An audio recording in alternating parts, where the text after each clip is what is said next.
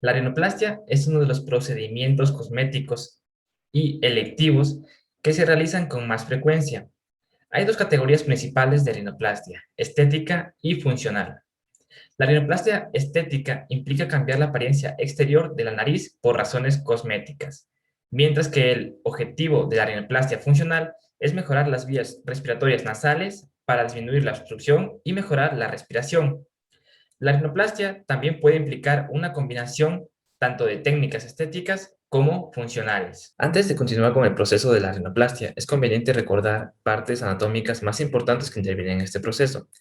Externamente podemos observar el nacio o raíz, que es el punto de unión entre el hueso frontal, la apófisis ascendente del maxilar superior y los huesos propios de la nariz.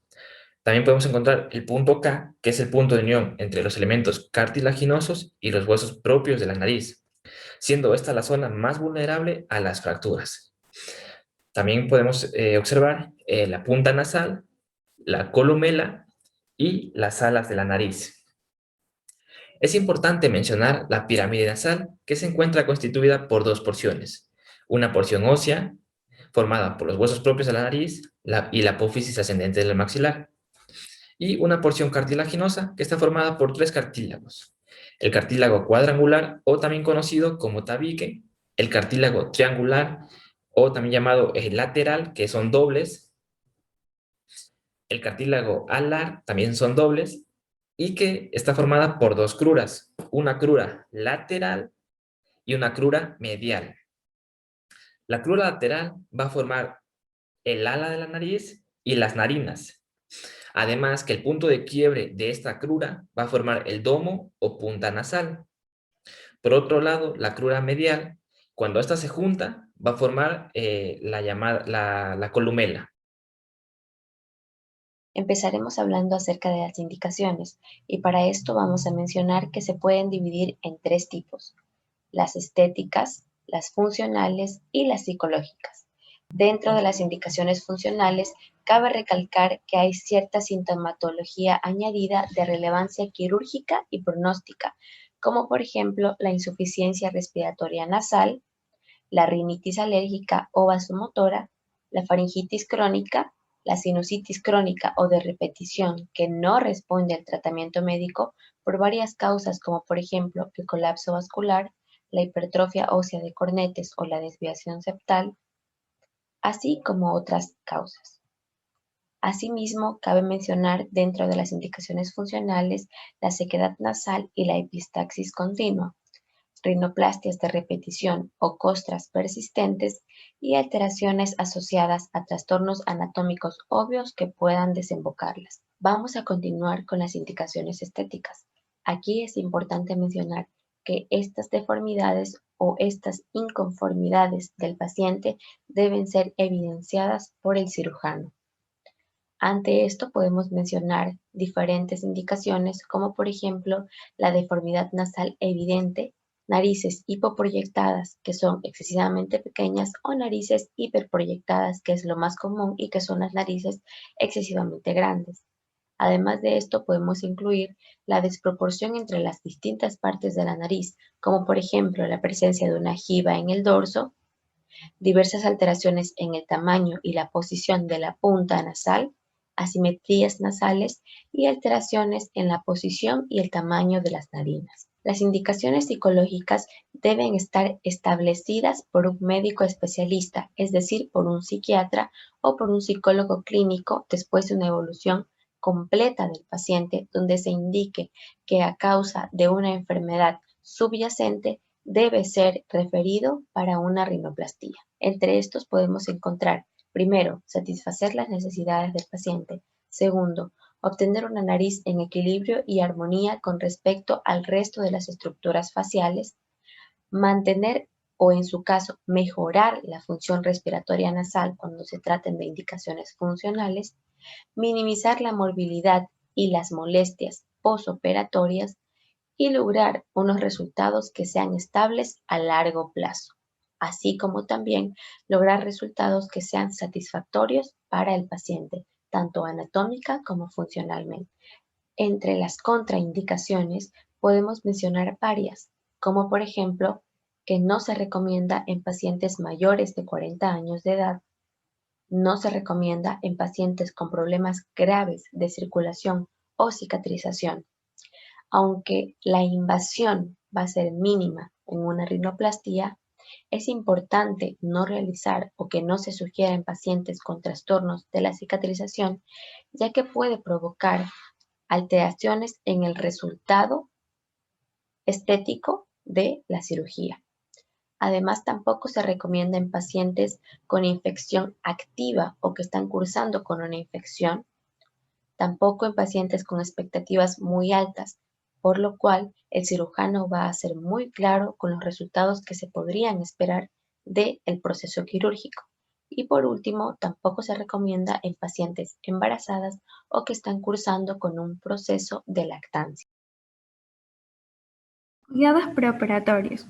Después de la consulta inicial y cuando se completa el plan quirúrgico, los pacientes con rinoplastia se someten a una visita preoperatoria estructurada para garantizar que se aborden todas las inquietudes, se respondan preguntas y que la relación médico-paciente sea bien establecida, además que haya un entendimiento compartido de los objetivos de la cirugía. La visita se realiza una semana antes de la fecha programada para la cirugía, en la cual todos los pacientes deben de completar un cuestionario preoperatorio en el que se detalla su historial médico, quirúrgico y anestésico, incluida la lista de medicamentos actuales, como es el caso de la aspirina. Se debe dejar de tomar 2 semanas antes de la cirugía y aquellas personas que fuman o cualquier derivado de la nicotina 4 semanas antes de la cirugía. Una vez llenado el cuestionario completo, el cirujano revisa las respuestas y realiza un examen físico completo, incluida la auscultación del corazón y de los pulmones. Después de abordar todos estos problemas relacionados con la salud y el bienestar general del paciente, el cirujano puede concentrarse ahora sí en el análisis y en la evaluación a nivel nasal, en la cual nosotros vamos a poder evaluar lo siguiente: la simetría y las proporciones de la nariz y de la cara, el grosor, la integridad, la movilidad de la nariz, el tamaño, la textura, la fuerza y el soporte, como podemos observar en estas imágenes, para la evaluación a nivel nasal. Previo a la visita preoperatoria también se toman fotografías digitales estandarizadas de las vistas frontales, basal, lateral y oblicua, como podemos observar en esta paciente de 40 años que acude a una rinoplastia. En este caso podemos ver todas las vistas fotográficas y cómo se encuentra la nariz, el antes y el después a la cirugía. Entonces, durante esta evaluación preoperatoria, el cirujano debe poseer una imagen mental del resultado también potencial y las limitaciones quirúrgicas en cada caso individual. En esencia, la operación se ensaya a medida que avanza la evaluación preoperatoria. Después de que se revisan todos los objetivos quirúrgicos y hay un buen plan, el paciente debe de llenar un consentimiento informado previo al procedimiento médico quirúrgico, en la cual este consentimiento también habrá un consentimiento específico para la rinoplastia, en la cual se describen las incisiones específicas de la piel en las que se va a utilizar. Entonces aquí el paciente puede realizar las preguntas pertinentes y el médico podrá explicar los riesgos, beneficios y las complicaciones usando generalmente terminología en la que el paciente pueda comprender con facilidad. Completado el proceso del consentimiento informado, los pacientes reciben prescripciones postoperatorias por adelantado y por lo general reciben medicamentos narcóticos por el dolor, antibióticos profilácticos durante 5 días. Cabe recalcar que las tasas de complicaciones de la rinoplastia varían entre el 10 al 15%, como se hablarán Después, y en esta visita también se completan las órdenes preoperatorias previa a la anticipación de la cirugía, en la cual se realiza un estudio estandarizado de las pruebas auxiliares para los pacientes sometidos a procedimientos bajo la anestesia general y se reúnen también con una enfermera clínica para poder discutir todos los hallazgos del día de la operación, incluida la hora, la fecha, el lugar, la dieta perioperatoria y los costos finales del procedimiento. Continuando, ahora con la técnica quirúrgica, en primer lugar es muy importante el procedimiento de asepsia y antisepsia. Posteriormente, la utilización de las tijeras iris, como se observa en la imagen, es fundamental para cortar las vibrosas nasales y esto nos va a permitir una mejora del campo visual para el cirujano y para que no existan complicaciones en sutura. Por lo general, este procedimiento suele realizarse en el lapso de las inyecciones de anestésico local y la primera incisión que se realiza. Bien. Ahora, para el anestésico local, esto se utiliza en sí una jeringa de 10 ml con una aguja de calibre de 27 con lidocaína y epinefrina, lidocaína al 1% y en una relación de 1/100.000. Muy bien, para la introducción del anestésico local es muy importante que se realicen en la parte de la columela, en la parte inferior, en la parte medial y en la parte superior o la punta de la nariz. También es importante que se realice en las bases alares, como se puede observar en la imagen, y estas tienen que ser bilaterales. También es muy importante que se realice en el borde inferior de los cartílagos laterales inferiores y por último en el dorso de la nariz. Esto tiene que ser por una vía subcutánea y a través del vestíbulo, como se observa aquí, realiza por una vía subcutánea. Perfecto. Ahora, en cuanto al procedimiento ya netamente quirúrgico, esto en primer lugar se tiene que hacer una incisura, una incisión en forma de bayoneta en el tercio proximal de la columela, al igual que una incisión en las zonas marginales, como se puede observar aquí, y igual esto tiene que ser bilaterales. Se tiene que hacer de una manera muy sutil para que en sí no afecten estructuras cercanas y para que estéticamente de la misma manera se pueda apreciar de una buena manera. La finalidad en sí de este procedimiento, o sea, de este corte, es poder observar las estructuras anatómicas de la nariz y también, o sea, de los cartílagos y las estructuras anatómicas. Por ejemplo, aquí se encuentra el músculo multiforme o depresor del septo, que por lo general en estos tipos de cirugías suelen ser abolidas. Se puede realizar una reposición de este músculo, pero por lo general en la mayoría de todo esto, como ya lo mencioné, son abolidas. También como aquí se pueden observar, encontramos los cartílagos, las cruras. Esta es una crura medial. Acá se encuentran las cruras laterales, la medial de un lado, la medial del otro lado. La unión de los dos mediales se denomina el domo y en esta se forma la punta de la nariz.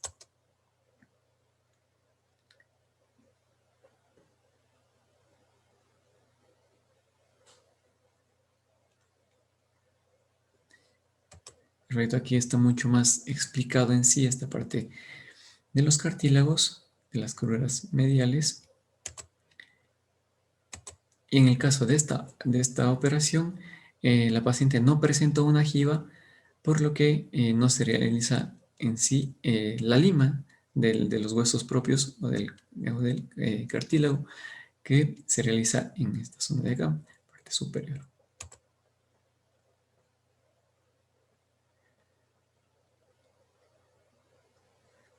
Entonces, como se puede observar, aquí ya obtenemos el cartílago cuadrangular, que ya es parte del tabique. La misma que se va a tomar un injerto de forma longitudinal, como ya se va a observar.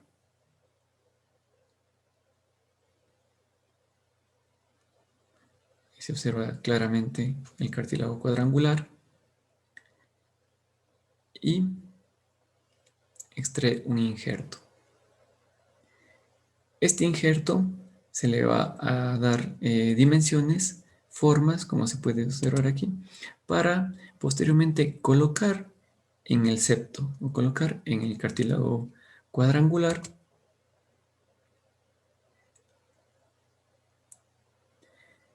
y posteriormente con un nylon de 5 ceros se tiene que realizar suturas. Estas pueden ser con punto simple.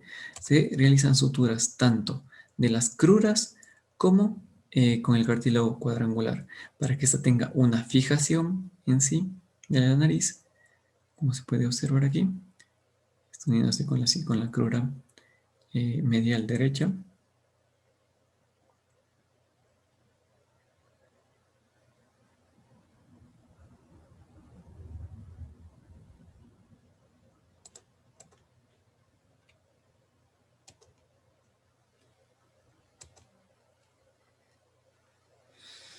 Y finalmente se realiza otro injerto para dar en sí la forma de la punta de la nariz.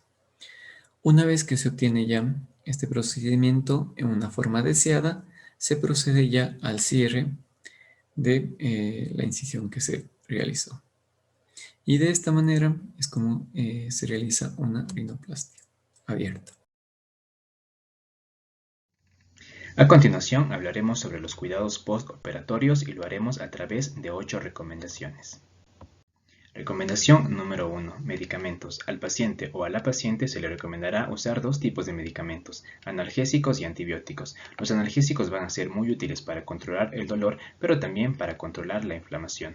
Se puede prescribir ibuprofeno 400 miligramos cada 8 horas los 3 primeros días y en cuanto a los antibióticos se recomienda prescribir amoxicilina más ácido clavulánico para que el paciente pueda tomar una vez al día por los próximos 7 días. Recomendación número 2. Lavados intranasales. Esto se efectuará desde el primer día después de la cirugía. El médico deberá recomendar al paciente que utilice soluciones isotónicas y se efectúe los lavados 3 veces al día. Tal como se muestra en el gráfico, estas soluciones tienen aplicativos fáciles en los cuales la paciente o el paciente primero deberá retirarse la bigotera que va a estar puesto, deberá inclinar su cabeza, aplicarse un chorro en una fosa nasal y esto drenará por la fosa nasal contraria y hará lo mismo para limpiarse la otra fosa nasal. Recomendación número 3. Posición. Se le va a recomendar a la paciente o al paciente que puedan permanecer la mayor parte del tiempo en reposo y cuando estén haciendo esto que puedan estar en una posición semisentada. Incluso se puede recomendar que las 2 o 3 primeras noches puedan dormir de esta forma.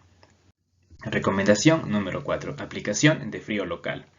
Se le puede aconsejar al paciente que los primeros días puede aplicarse hielo local a cada lado de la nariz, pero también en la región periorbitaria. Esto puede hacerlo durante 10 a 15 minutos, cada 4 o cada 5 horas los primeros 3 días. Recomendación número 5. En cuanto a los movimientos, se le debe aconsejar y especificar al paciente qué tipos de movimientos no puede realizar.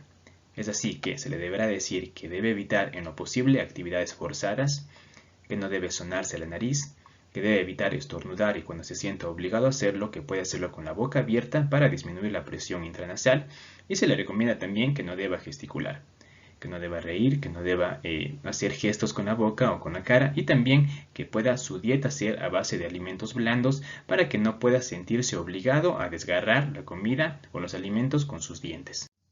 Recomendación número 6. En cuanto al retiro de los tubos intranasales y de la férula de yeso.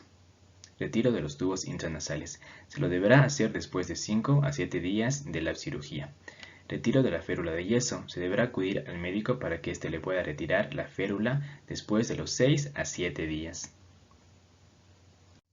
Recomendación número 7. Sobre el retiro de los puntos. Primero vamos a tener presente que existen cirugías en las cuales únicamente se van a colocar puntos en la región del área de la colúmena, pero existen otras cirugías en las cuales va a ser necesario aplicar también puntos en el área de la base de las alas de la nariz.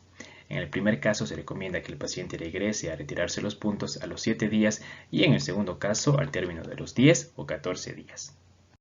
Recomendación final. Una vez el paciente es retirado la férula de yeso, se deberá aplicar cintas alrededor de la nariz. y estas cintas deben tener una disposición adecuada. Es por eso que se recomienda que el paciente acuda hacia el médico para que se pueda cambiar cada 4 días al menos en el primer mes.